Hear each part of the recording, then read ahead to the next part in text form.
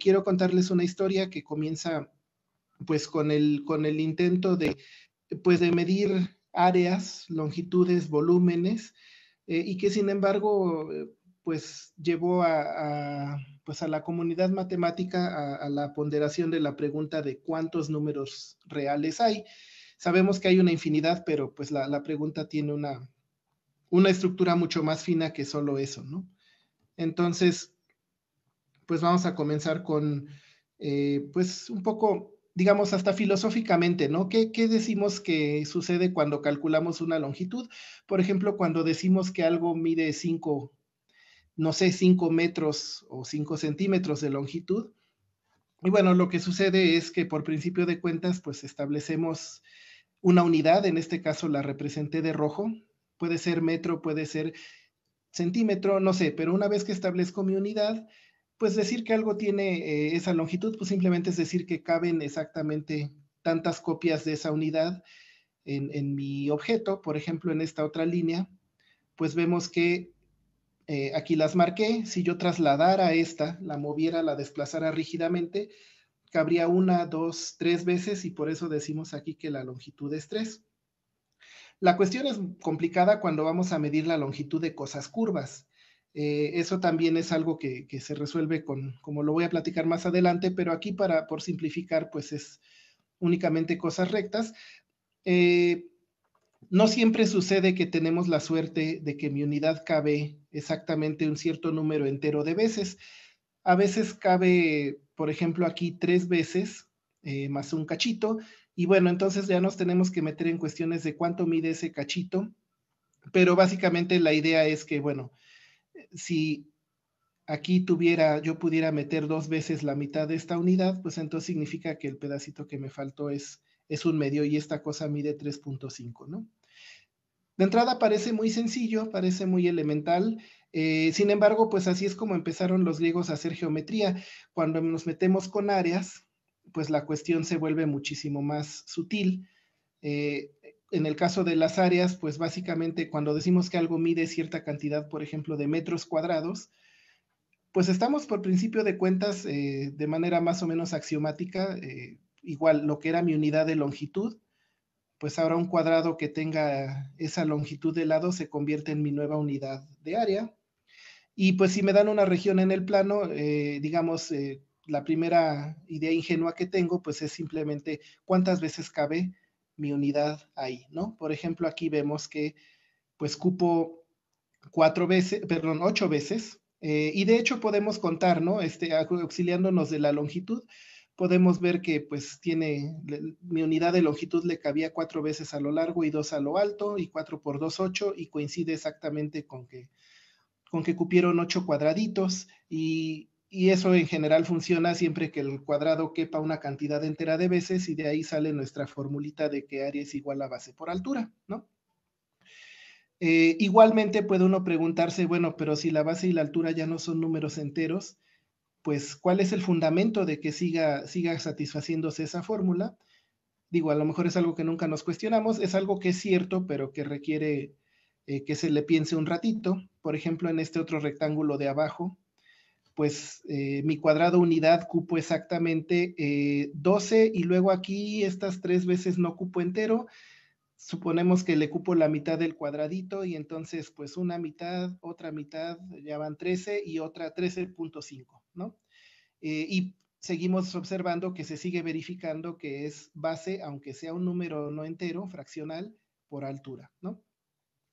Y así calculaban de pronto áreas los griegos, ¿no? Por ejemplo, bueno, ok.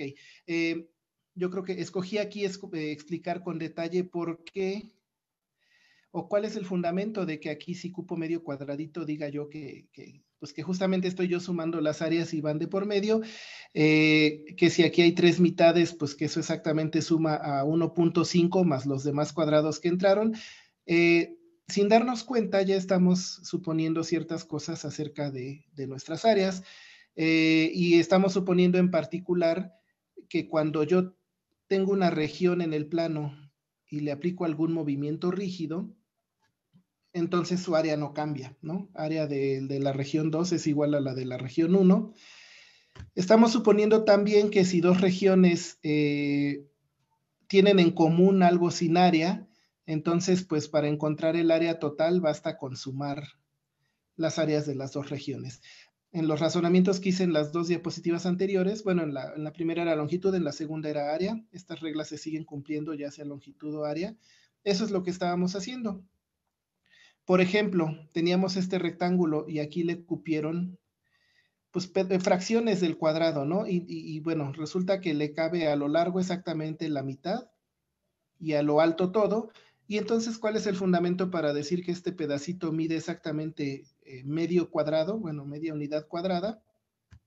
Y pues realmente implícitamente lo que estamos usando estos postulados, ¿no?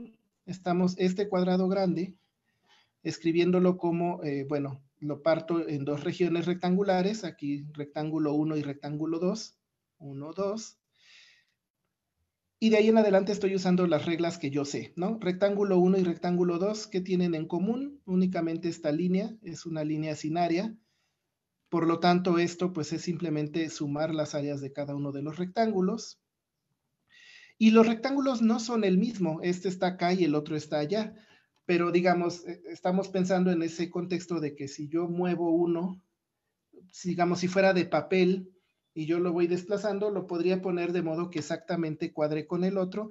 Entonces puedo pensar en uno como el resultado de un movimiento rígido en el otro, y entonces realmente pues estas dos áreas serán iguales, ¿no? Ya le quito rectángulo 1 y rectángulo 2 y le llamo a ese número común área de rectángulo rellenito, y entonces pues estoy sumando dos veces esto, y por lo tanto el área del cuadrado era dos veces el área del rectángulo, y todavía falta hacer un despeje para darme cuenta entonces que este rectángulo medía exactamente un medio del área del cuadrado, ¿no? Entonces, suena muy elemental, pero realmente lo que yo quisiera que veamos es que estamos, queramos o no, realmente usando estos dos postulados muy, muy importantes, ¿no?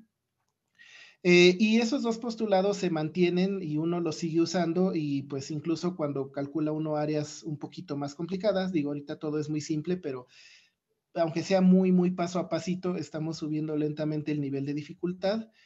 Por ejemplo, cuando quiero medir el área de un triángulo, digo, depende del triángulo. Aquí agarré el caso más sencillo, que es un triángulo rectángulo. Hay otros, pero en todos finalmente termina pasando más o menos lo mismo, que es lo siguiente: hago un razonamiento donde yo completo para que me quede un rectángulo de verdad, ¿no?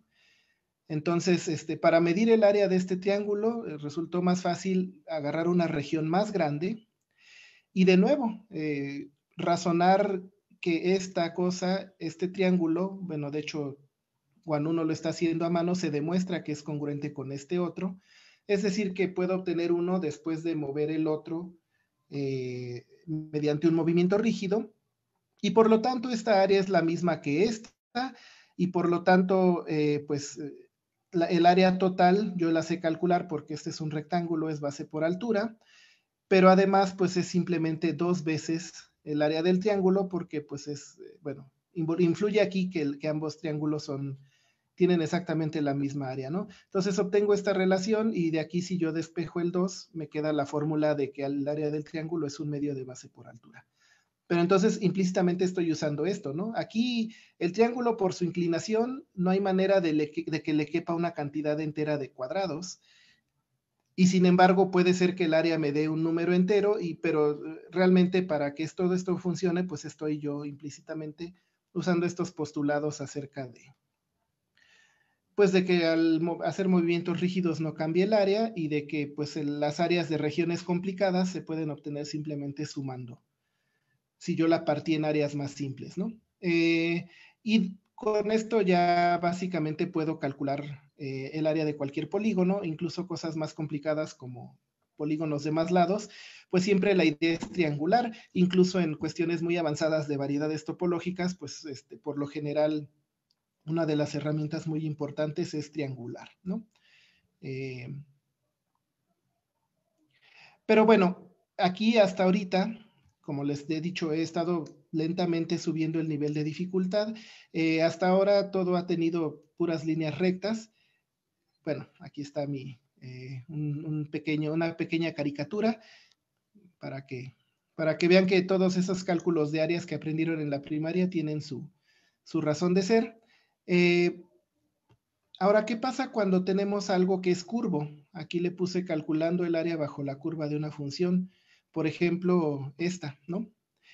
Aquí ya no hay líneas rectas, ya no es tan fácil, pues, ni convertir a rectángulos, ni siquiera convertir a triángulos, ¿no?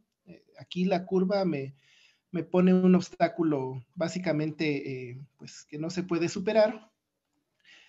Entonces, y lo sorprendente es que esto también es algo que se remonta a los griegos y ya, bueno, se realizó con mucho más cuidado más adelante en tiempos de Newton y de Leibniz, y es básicamente lo que es el cálculo integral, de ahí el título de mi plática. Y básicamente la idea es, pues, aproximar mejor y mejor, ¿no? O sea, no va a ser posible, digamos, partir esta región bajo la curva de mi función de modo que sea perfectamente una unión de rectángulos o de triángulos, pero sí puedo hacer esto, fíjense, por ejemplo, pues aquí partí el dominio de mi función en 4 y pues encajé rectángulos tan grandes como pude, ¿no? Bueno, el área está, la base está dada por la partición que hice, la altura pues simplemente la hice tan grande como pude, de modo que me siga quedando debajo de la función. Y entonces, la clave aquí es que la parte roja es algo que sí puedo calcular. Yo sé calcular el área de un rectángulo. El área bajo la curva de la función no, en teoría, ¿no? Pero el área de un rectángulo sí. El área de 4 rectángulos y sumarla también es algo que yo puedo hacer. Y bueno, parece que aquí me falta un cachito, pero la magia de esto es que si yo repito el proceso, pero partiendo de manera más fina, por ejemplo, en 8 subintervalos, pues entonces alcanzo a cubrir más área, ¿no? El error es menor, el pedacito que me falta es más pequeño. Y si yo parto de una manera incluso más fina, el error es aún menor y entonces, pues, teóricamente llegaría yo al valor correcto si hiciera este proceso tender a infinito, ¿no? Si yo hiciera la partición en intervalos más y más fina. Bueno, técnicamente hay varias maneras de escribir esto formalmente de manera matemáticamente correcta. A mí la que me gusta es esta. Phi constante a pedazos básicamente significa una función así, que es constante por intervalitos y de pronto brinca, pero vuelve a ser constante un rato y de pronto empieza otro intervalo y brinca, pero vuelve a ser constante.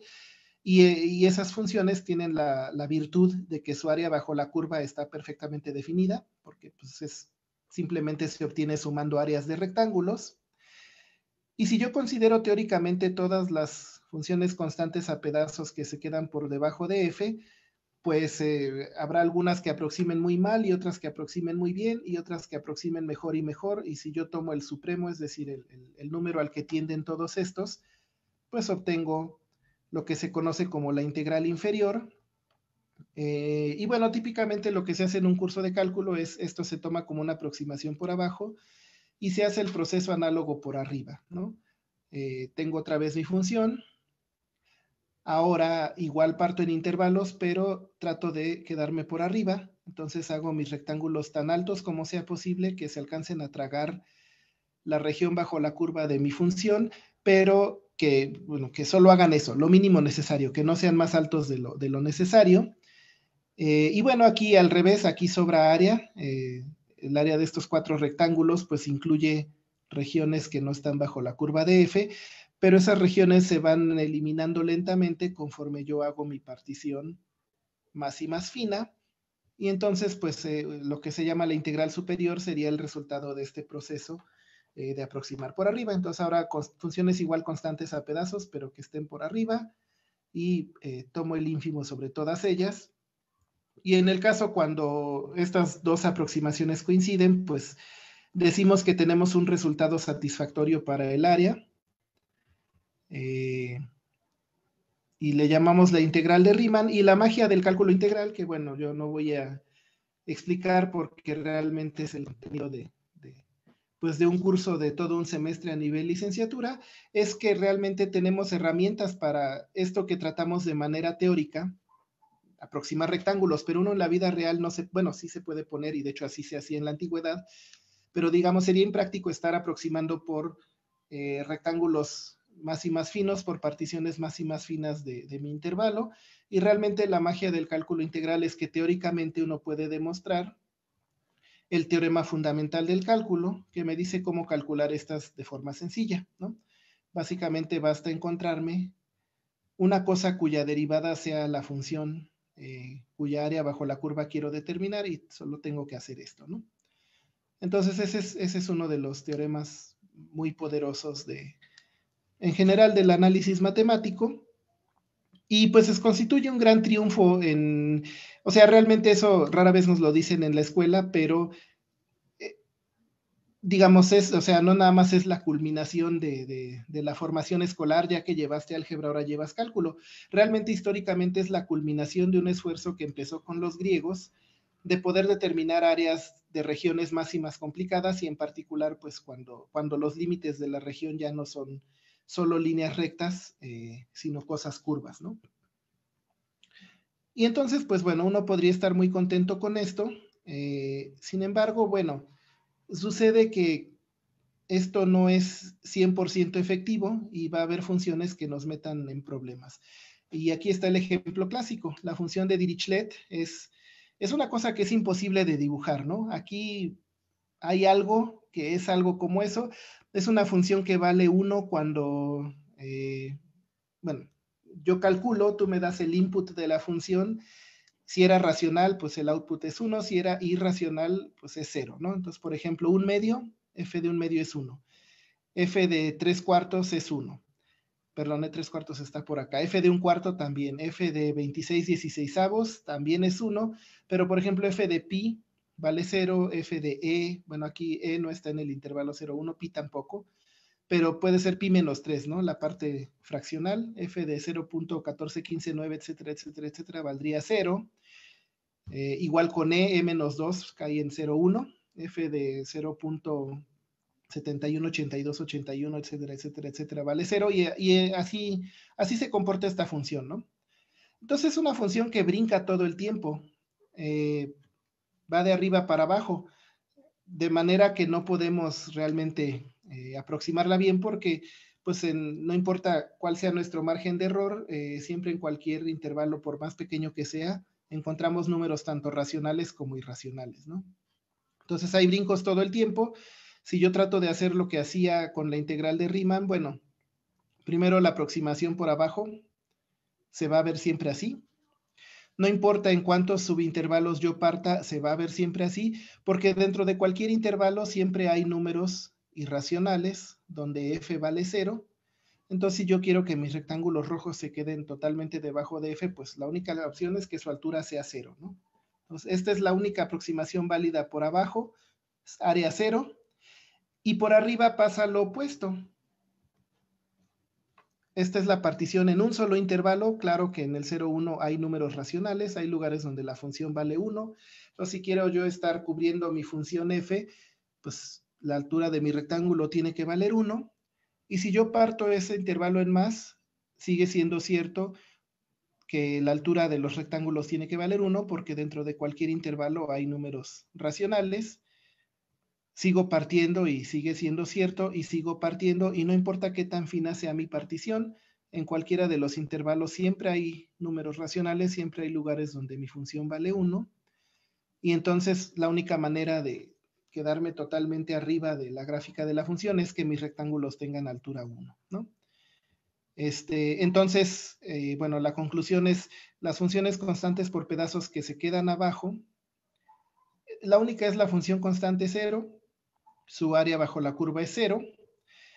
Funciones constantes por debajo que se queden por arriba tienen que ser, bueno, esto no es cierto, pero si psi mayor o igual que f, y digamos, y no le pongo más de lo necesario, entonces, pues básicamente tiene que ser esta función, área bajo la curva 1, ¿no? Entonces la integral inferior era 0, la aproximación por abajo, y la aproximación por arriba era 1, y entonces pues no nos queda claro cuál debería ser el área, ¿no? 0 o 1. ¿Cuál es el área bajo la curva? Bueno, ustedes han de estar pensando, yo les debería decir, ¿no? Yo soy quien vine a explicar esto.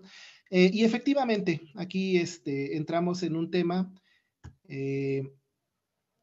donde ya empiezan a entrar las ideas del Lebesgue. Esto, empezamos a entrar, digamos, lo de hasta ahora, yo creo que todo el mundo bueno, espero que gran parte de la audiencia lo conozca, si no en su totalidad, al menos una porción amplia. Esto ya empieza a ser un poco más especializado. Digo, la medida de Lebesgue o la integral de Lebesgue es algo que pues es estándar que los matemáticos aprendan, pero gente de otras disciplinas no necesariamente. La idea de Lebesgue consistió en algo que parece muy sencillo en retrospectiva, pero claro, bueno, pues tomó un par de siglos que se le ocurriera a alguien. Y es que cuando vamos a aproximar las áreas, pues a él se le ocurrió que no necesariamente tenemos que usar una cantidad finita de rectángulos, ¿no? ¿Qué pasa si cubrimos con una cantidad infinita? Esta es una definición formal que pueden encontrar en cursos de teoría de la medida. La lambda asterisquito es la medida exterior de Lebesgue. Si quieren pueden olvidarse de lo exterior, no sé, es por ser técnicamente correcto, pero no sé si aporte mucho. Pero piensen en esto como la generalización, pues lo mismo, esto depende de donde lo hagan. En una dimensión, pues generalización de la longitud, en 3 dimensiones generalización del volumen. Aquí estamos pensando en el plano, generalización del área. Entonces es básicamente lo que yo hago es de qué tantas maneras puedo encontrar. Y aquí, fíjense, me acabo de dar cuenta, en vez de R subíndice I, deberían ser todos estos R subíndice N, para que concuerden, pero bueno, la idea es de qué tantas maneras puedo yo cubrir mi región. Esto básicamente significa que esté cubierta por una cantidad infinita, pero numerable de rectángulos. Y entonces, pues los rectángulos yo sí sé calcular su área, yo sé hacer esta suma, pues es una suma infinita, pero bueno, eso es algo que no le asusta a los matemáticos. Y si lo hago esto de todas las maneras posibles, digamos, el número más pequeñito al cual tienden estas cosas, pues es justo el área, ¿no?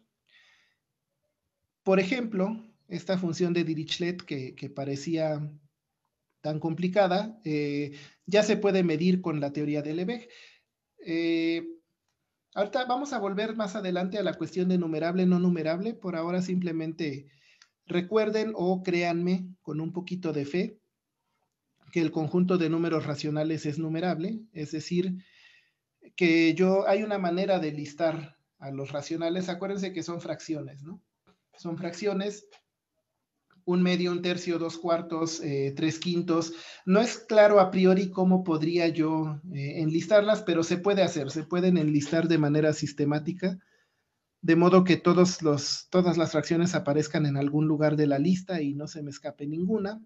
Incluso puedo pedir que ninguna se repita tampoco y aparezca 2 veces en la lista. Y entonces usando esa idea voy a poder medir el área bajo la curva de la función de Dirichlet. Ahí está la gráfica de la función de Dirichlet. Y yo sé que los racionales, bueno, ok, o sea, aquí en el eje X aparecen enumerados los racionales, ¿no? Q1, Q2, Q3, y bueno, ya no le seguí porque nunca acabo, pero además parece que están en desorden y eso tiene que ser así, ¿no? O sea, en orden yo no los puedo listar, porque entre cualesquiera dos racionales hay otro más, ¿no? Entre 3/4 y 2/2, pues agárrense el punto medio y vuelve a ser un racional. Entonces, realmente esta lista es una cosa que es totalmente independiente de la geometría, ¿no? Entonces, cuando yo me fijo cómo están listados los racionales, lo más probable es que en la línea se vean así. Están totalmente en desorden, pero yo sé que alguno de estos es el primer racional, después en algún lugar está el segundo, después el tercero, en el sentido, o sea, no, en el sentido de mi lista, no del orden dentro de la recta real. Y entonces, bueno, la estrategia es la siguiente: si ustedes me dan cualquier número real positivo, yo puedo agarrar el primer racional y cubrirlo con un rectángulo pequeño de base el número que ustedes me dieron sobre 2. Ahí está. Después puedo agarrar el segundo número racional y cubrirlo con un rectángulo la mitad de estrecho Ahora la base va a ser el número que ustedes me dieron sobre 4. Y noten que como la altura de estos rectángulos es 1, pues la base también es el área, ¿no?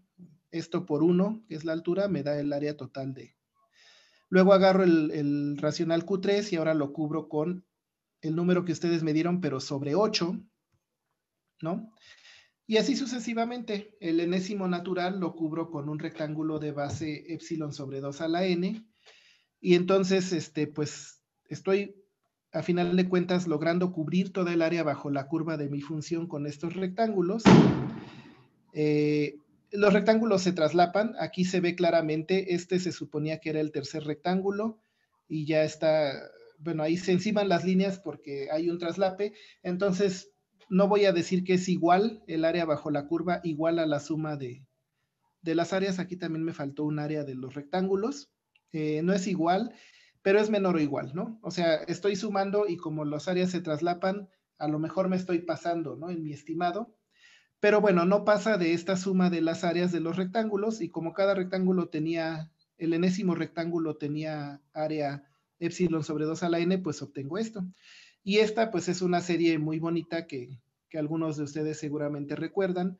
Cuando yo empiezo a sumar un medio y luego más un cuarto, ya se acercó más a 1. Y luego más un octavo, ya se acercó más, pero todavía no le llega. Y luego más un 16avo, y luego cuando uno suma así las potencias de 2 a la n, el resultado es 1. En este caso, pues todo reescalado por epsilon, pero entonces el resultado es epsilon. Y bueno, ¿quién es epsilon? Los matemáticos ya saben quién es epsilon, ¿no? Es el número más chiquito que tú me puedes dar. No, eso no existe. Es un número arbitrario que tú me puedes dar. Te conviene dármelo pequeñito, pero no importa cuál me des, yo te gano, ¿no? No importa qué número me des, yo puedo mostrar que el área bajo la curva es menor o igual a eso. No importa si tú me diste el 1/2, 1/3, 1 entre 27,000, ¿no? Entonces, pues la conclusión es que el área bajo la curva debe de ser 0, ¿no?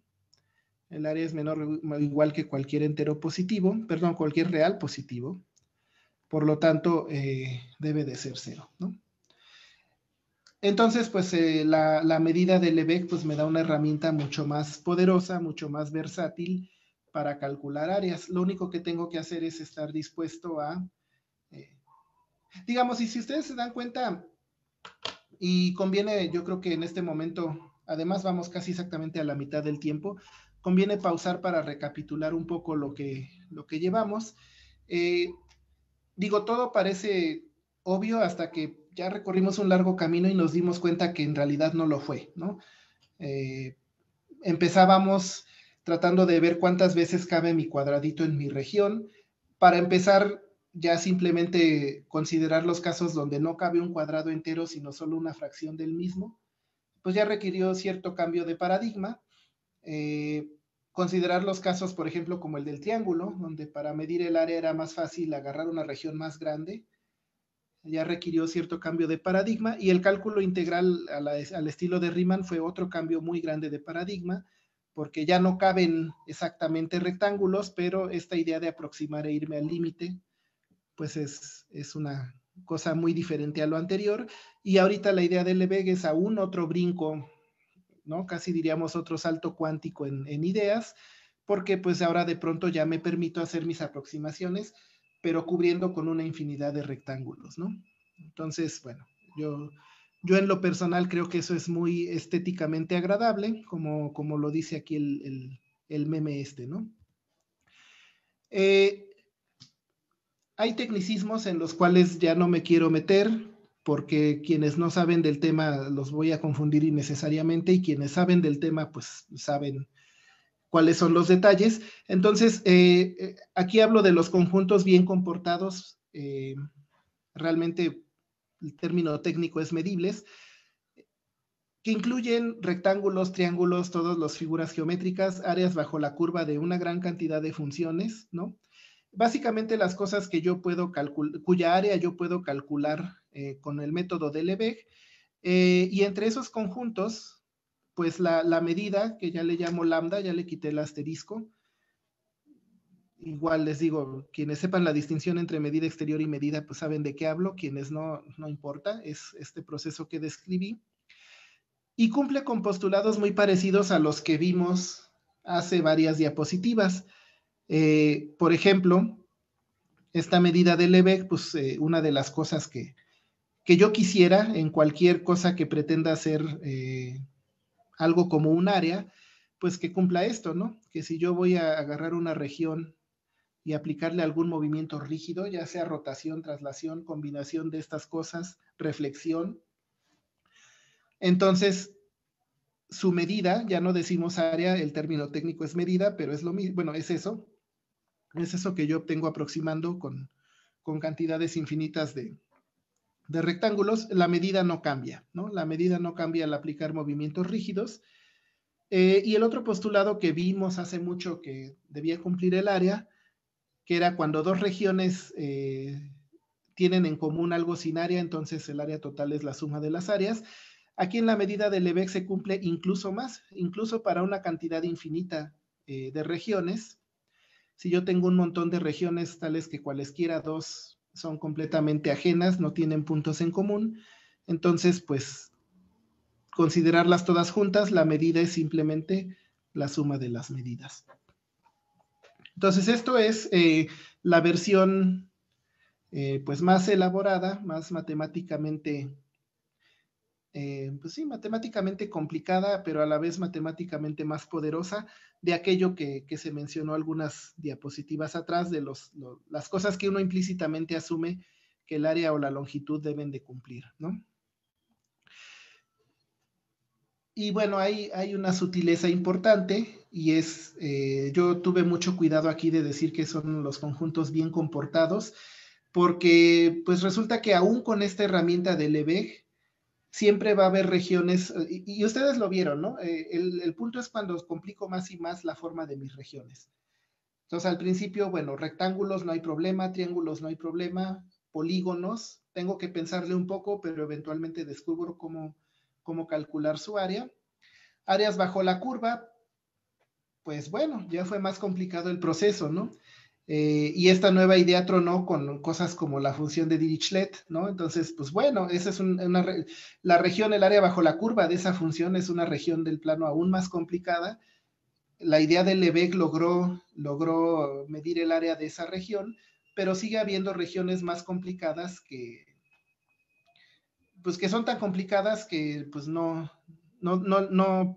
por razones técnicas uno puede ver que no tiene sentido la medida de Lebesgue en ellas, ¿no? Entonces siempre va a haber regiones que aún con la idea de Lebesgue no se les puede calcular bueno, regiones del plano que no se les puede calcular su área, o regiones del espacio tridimensional que no se les puede calcular su volumen, ahí desarrollando una teoría análoga cubriendo con paralelepípedos, o regiones del espacio unidimensional que no se les puede medir su longitud, adaptando las ideas y cubriendo con intervalos, ¿no? Siempre va a haber regiones que no son bien comportadas. Los famosos conjuntos no medibles.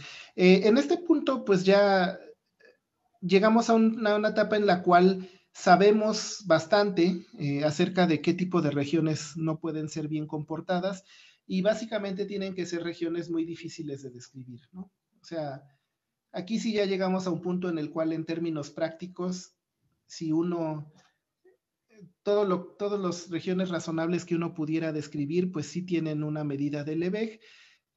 Para los que saben lo que significa esto, las regiones que no son medibles según Lebesgue tienen que ser, se obtienen mediante usos raros del axioma de elección, pero en realidad no es que se puedan describir.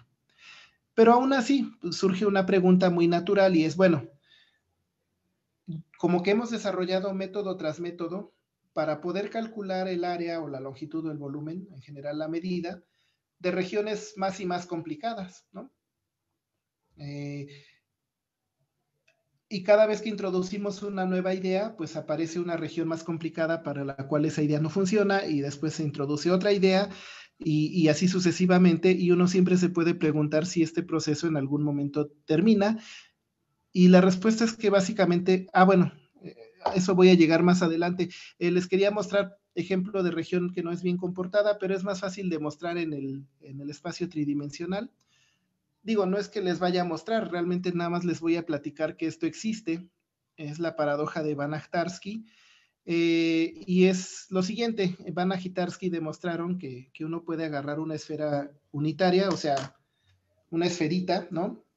Bueno, realmente es una bola en el espacio tridimensional, es como si fuera una pelotita rellena, y es posible partirla en 5 piezas, básicamente que no se comportan bien respecto a la medida de Lebesgue, que cada una de ellas la puedo mover por movimientos rígidos, de modo que yo termine, bueno, R1 la muevo y se convierte en otra región T1, pero el movimiento fue rígido. Lo mismo con R2, R3, etcétera, se convierten en T2, T3 y demás. Y de forma que estas nuevas 5 piezas ya me ayudan a ensamblar 2 esferas unitarias, ¿no? 3 de ellas ensamblan una y otras 2 ensamblan la otra. Entonces, esto no se puede dibujar, pero bueno, intuitivamente lo que pasó fue que ellos mostraron que se puede partir la bola así en 5 piececitas, y así como las dibujé, digo, esto no es completamente preciso, porque en realidad, pues ya les dije que las regiones deben ser muy complicadas, ¿no? Distan mucho de verse así.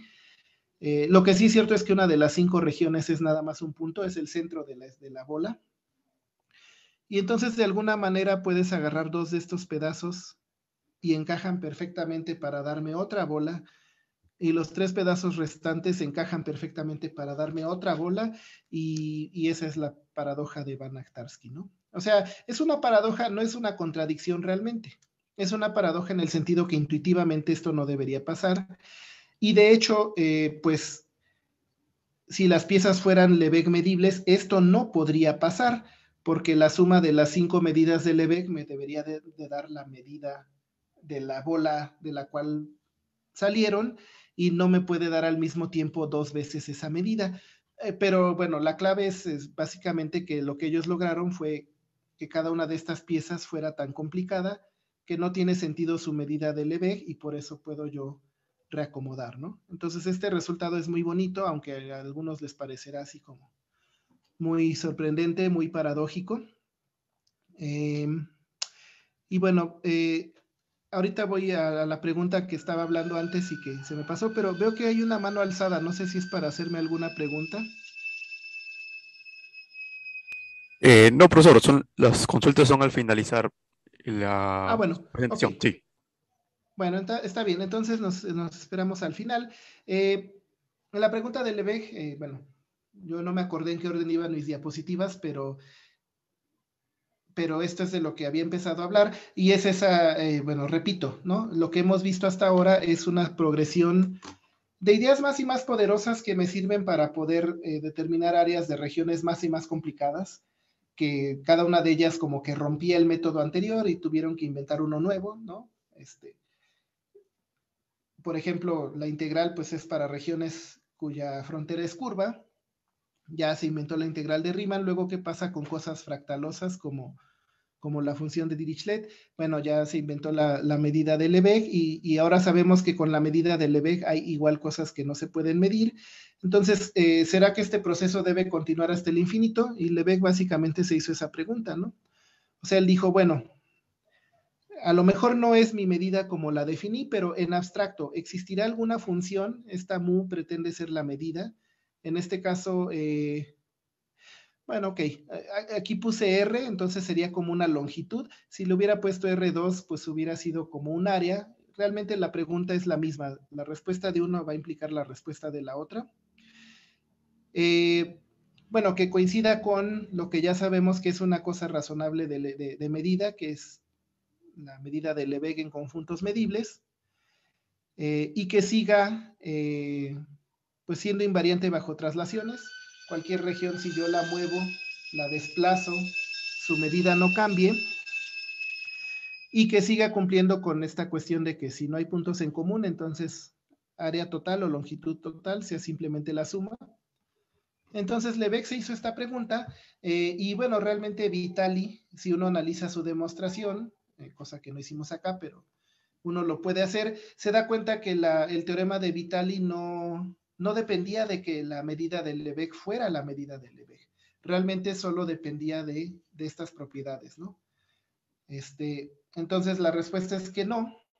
Cualquier cosa que yo me invente que pretenda hacer una, por ejemplo, generalización del área, si coincide con lo que ya sabemos que es el área, que debe de ser el área para las regiones bien comportadas, y además en todos lados está definida y es invariante bajo traslaciones y cumple con la aditividad, entonces, bueno, más bien voy a llegar a una contradicción. Esa cosa no puede existir. Entonces aquí ya vemos que, y esta es una demostración en abstracto, ¿no? Ya no es de que a nadie se le ha ocurrido una mejor idea que la de Lebesgue. Ya aquí podemos ver que no puede haber una idea que nos dé más áreas de más regiones. Y bueno, uno podría pensar que hasta ahí es el fin de la historia, pero a Banach se le ocurrió preguntarse, pues, ¿qué pasa si le quito lo de invariante bajo traslación? A lo mejor eso no es tan central a la teoría, ¿no? Entonces, una pregunta de Banach, muy relacionada con la de Lebesgue, ¿existirá alguna medida, una noción que generalice a la medida de Lebesgue? Bueno, que coincida con ella en los conjuntos que ya sabemos, en los que ya sabemos que tiene sentido la medida de Lebesgue, y que para una unión de un montón de regiones ajenas la medida sea la suma de las medidas. Y nada más le pido eso y me olvido de lo invariante bajo traslaciones. Y bueno, esa era la pregunta de Banach y la respuesta resultó estar estrechamente relacionada con qué tamaños de infinito hay y con cuál de ellos le corresponde al conjunto de números naturales. Entonces ahorita vamos a dejarla como, digamos, reposando para que en los próximos 5 minutos les explique rápidamente pues lo suficiente sobre el infinito para que entendamos a qué me refiero, ¿no? Entonces vamos como que a cambiar completamente de tema. El infinito. Bueno, el infinito tiene muchas formas. En este caso nosotros estamos hablando del infinito como contar cuántos elementos tiene una colección. Si yo tengo un salón de 30 alumnos, pues es un conjunto con 30 elementos. En esta sala de Zoom hay 61 participantes, entonces si nos pusiéramos a todos en un conjunto, sería un conjunto de 61 elementos, y si yo agarro el conjunto de todos los números naturales, pues ese ya es un conjunto con una infinidad de elementos, ¿no? El conjunto de números reales también es un conjunto con una infinidad de elementos. Y lo que Cantor descubrió en su momento, y que prácticamente fue el nacimiento de la teoría de conjuntos, es que cuando digo que tal o cual conjunto tiene una infinidad de elementos, eso no es todo el fin de la historia y se puede obtener más información. Entonces él descubrió que hay varios tamaños de infinito. Puede haber conjuntos infinitos. Bueno, él definió formalmente una noción de cuando dos conjuntos tienen la misma cantidad de elementos, aun si son infinitos. Y pues bueno, se puede uno encontrar muchísimos conjuntos que tienen entre ellos la misma cantidad de elementos, pero también hay muchas diferentes de estos tamaños. Hay muchísimas parejas de conjuntos que estrictamente tienen una cantidad distinta de elementos, ambos infinitos, ¿no? Entonces, el infinito más pequeño es Aleph 0, el tamaño del conjunto de números naturales. Los conjuntos de tamaño Aleph 0 se llaman los conjuntos numerables y pues son justamente aquellos que se pueden listar, ¿no? Básicamente esta lista es un emparejamiento. Uno de tus elementos se empareja con el número 1, este con el número 2, etcétera. Entonces es en ese sentido que tienen la misma cantidad de elementos que el conjunto de números naturales. Se entiende que en esta lista no se repiten cosas y todos los elementos del conjunto aparecen alguna vez, ¿no? Entonces, los conjuntos de tamaño Aleph 0, esa es su principal característica, yo los puedo listar así. Si se acuerdan, eso fue lo que hice con los racionales. Entonces, realmente pues hay muchos conjuntos de tamaño Aleph 0, por ejemplo, el conjunto de números pares. Y esto es sorprendente porque el conjunto de números pares es un subconjunto propio de los naturales, ¿no? O sea, yo agarro los naturales, le quito elementos, a saber, todos los impares, y me quedo con un subconjunto, y sin embargo el subconjunto tiene la misma cantidad de elementos, y lo puedo ver así, aquí está la lista, ¿no? Al 1 le corresponde 2, al 2 le corresponde 4, al 3 le corresponde 6, así está mi lista, ¿no? El enésimo elemento de la lista es 2 por n, que bueno, crece mucho más rápido que n, pero la clave es como ambos conjuntos son infinitos, pues se sigue uno listando así y jamás se me acaba el espacio, ¿no? Similarmente el conjunto de números primos, también los puedo listar en orden creciente. Un poco más sorprendente es el conjunto de números enteros. A simple vista parecería que debe ser más grande que el de los naturales, porque le estoy añadiendo el cero y porque además le estoy añadiendo los negativos. Y sin embargo, si yo los acomodo, si los reacomodo de manera inteligente, pues ya se ven como en una lista, ¿no? 0, 1, menos 1, 2, menos 2, etcétera, etcétera, etcétera. El enésimo elemento de la lista, pues será n entre 2 si n es par, o menos n menos 1 entre 2 si n es impar. O sea, básicamente, pues irlos acomodando como lo sugiere aquí el patrón, ¿no? Y entonces, pues realmente estoy listando a todos los enteros de una manera que, pues, está igualita que la lista de números naturales, ¿no? También el conjunto de racionales, esto fue algo que implícitamente usé atrás cuando argumenté sobre la función de Dirichlet. Este no es tan fácil de enumerar, lo que voy a hacer es mostrarles más o menos cómo se enumeran los racionales entre 0 y 1, o sea, las fracciones que son fracciones propias, el numerador más chico que el denominador. Básicamente la enumeración es por denominador, ¿no?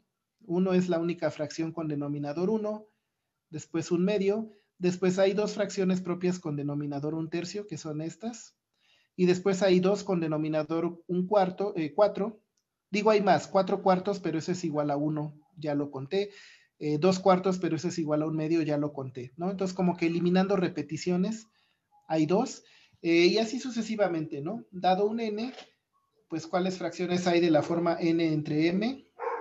Perdón, dado un denominador m, ¿cuántas fracciones hay de la forma n entre m? Bueno, pues si n es menor que m y además pido que la fracción esté simplificada, que no tengan elementos en común, pues entonces estoy contando cuántos números menores que m son primos relativos con él y esa es la función de Euler, ¿no? Y entonces así le hago.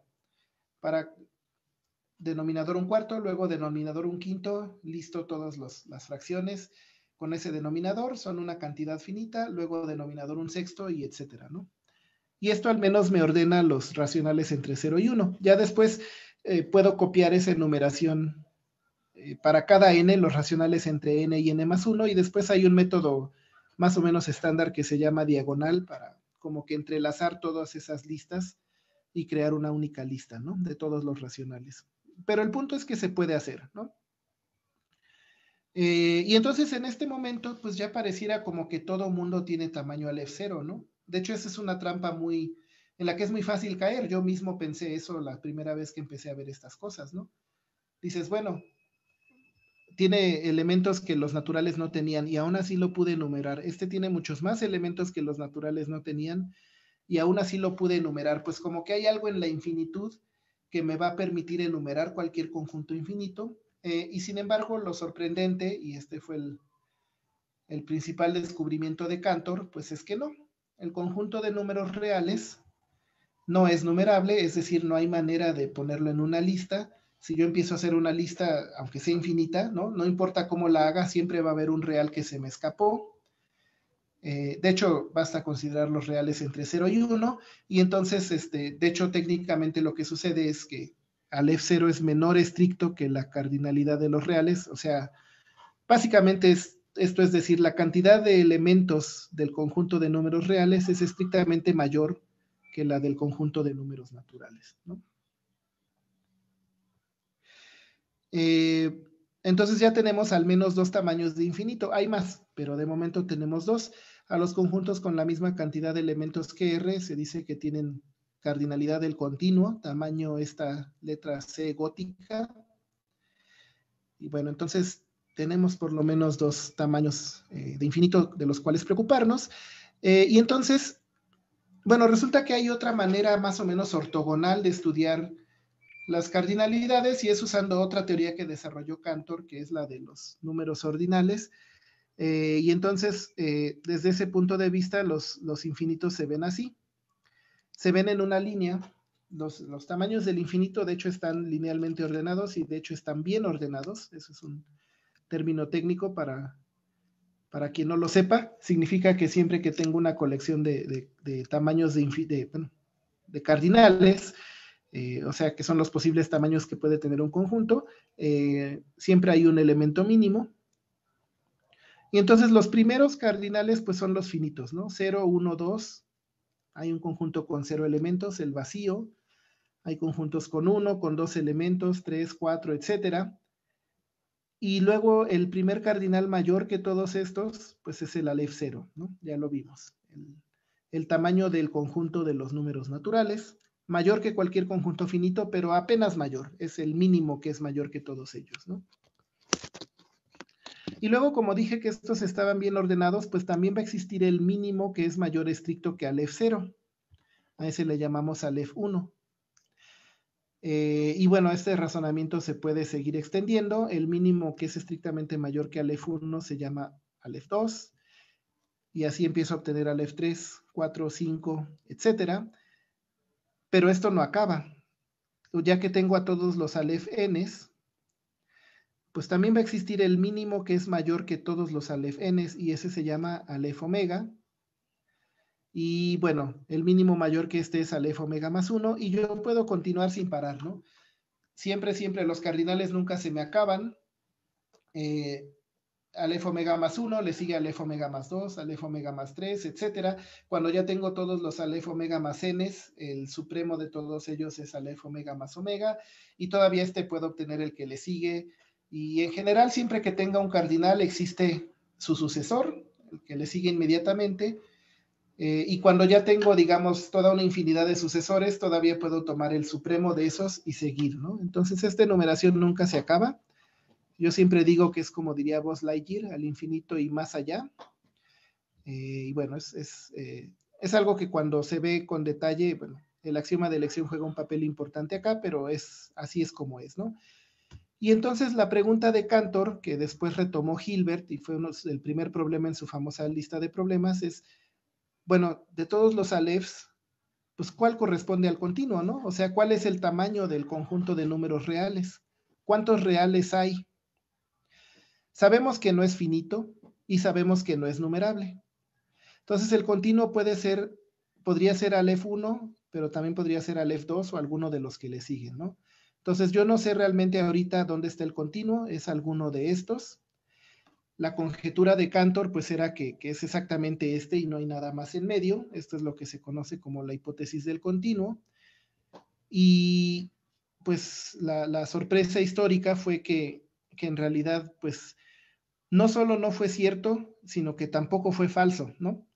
O sea, realmente esta fue una de las cuestiones donde entró la lógica matemática y dijeron, bueno, no, lo que pasa es que esto, que el continuo sea igual a este cardinal, no se puede ni demostrar, ni tampoco se puede demostrar que sea falso, ¿no? Es uno de estos enunciados que, pues simplemente de los axiomas que uno usualmente toma de teoría de conjuntos, pues no se puede determinar el valor exacto del continuo. Puede ser básicamente cualquier Aleph alfa, salvo algunas excepciones que ya son tecnicismos en los que no quiero entrar. No puede ser no puede ser no puede ser pero sí puede ser, por ejemplo, Aleph subíndice Aleph 1. Conocemos bien las excepciones y fuera de eso hay una gran variedad de cosas que nosotros podríamos suponer que el continuo tiene ese valor sin llegar a ninguna contradicción. Entonces esto en su momento fue, de hecho Cohen se ganó la medalla Fields por ese resultado y bueno, yo pienso que Hilbert estaría bastante decepcionado, ¿no? Porque él quería, de hecho él decía, no hay nada que se resista, ¿no? Al razonamiento matemático, eventualmente todo se debe poder demostrar, todo problema se debe poder resolver y este era uno de los más importantes, el problema del continuo. Él conjeturaba que era Aleph 1 al igual que Cantor, pero pues yo creo que se esperaba que eso se demostrara o que demostraran que a lo mejor es Aleph 2 o Aleph 3. Jamás se esperó que demostraran que esto era indecidible, ¿no?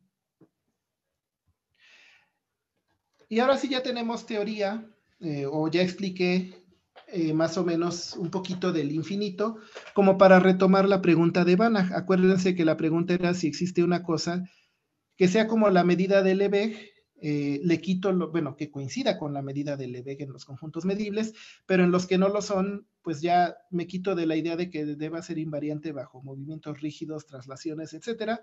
Solo quiero mantener la idea de que una región que se compone de subregiones, yo pueda calcular su medida sumando las submedidas, ¿no?